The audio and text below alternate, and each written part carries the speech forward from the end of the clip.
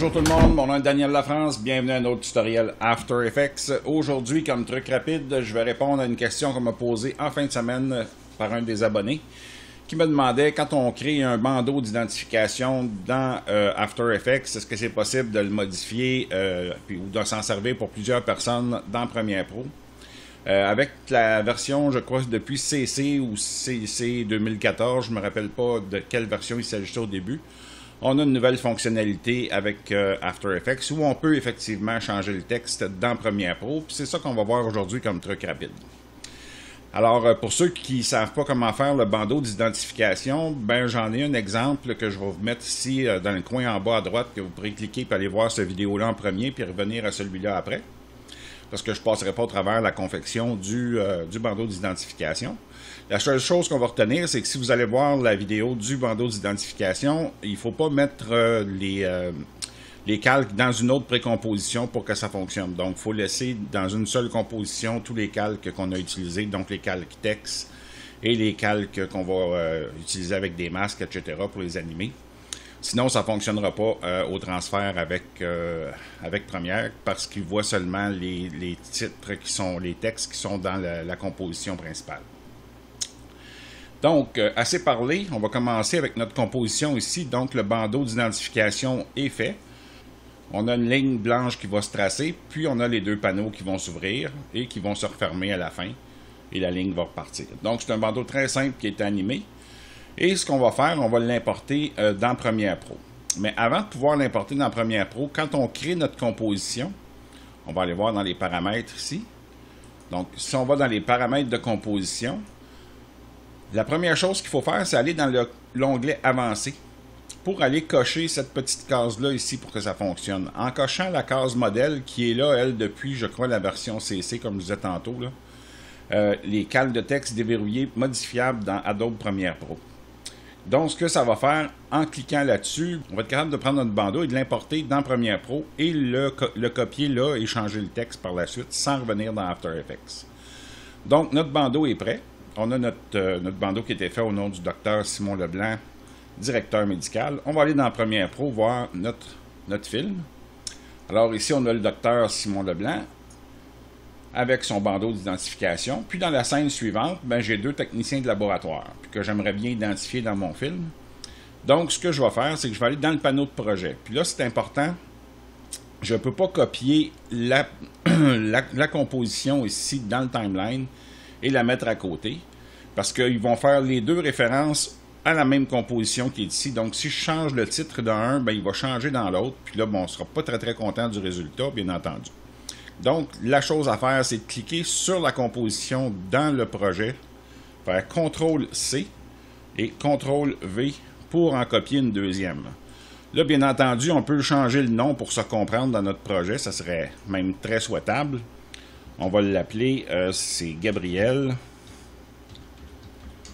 Es-tu. Et Gabriel Es-tu est un technicien, donc on va garder ça comme ça. Là, on va tout simplement prendre notre composition, notre nouveau bandeau, venir le mettre à sa place au-dessus du clip. Là, on voit qu'on a encore le bandeau Simon Leblanc. Tout ce qu'on va faire maintenant, on va cliquer dessus, on va aller dans le panneau Options d'effets. On a les options d'effets, on a un onglet ici qui est en blanc au-dessus. On va cliquer dessus. Et là, on a les deux espaces pour changer le texte. Donc, on a le docteur Simon Leblanc qui va changer pour Gabriel Es-tu. Et son poste, c'est technicien en laboratoire.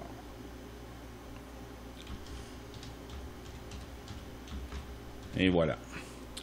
Donc, à partir du moment où je l'ai changé ici, ben, il va se changer directement là-dessus. Si je veux que les noms restent centrés, exemple, comme ils le sont ici, il faut que dans ma composition After Effects, j'ai centré mes textes. Donc, si je clique sur le texte, mon point d'ancrage est centré. Et dans mes paragraphes qui sont ici, j'ai l'option où j'ai centré mon texte aussi.